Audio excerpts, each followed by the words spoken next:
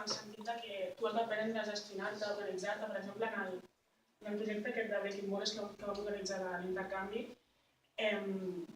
teníem 2 educadors que ens guiaven i els papers que havíem d'omplir, el que havíem de fer, ens ho explicaven i ens deien el que havíem de fer, però sí que és veritat que ens donava una mica ja de independència, de tu saps el que tu has de fer i fes-ho perquè, clar, sempre estem acostumats a que ens ho fan tot i també s'ha de deixar aquest espai de llibertat. Per exemple, vam fer aquest projecte d'intercanvi i si volíem ser escoltats per diaris o per qualsevol cosa, tu t'havies de posar en contacte, de redactar-ho tu i de fer-ho tot tu.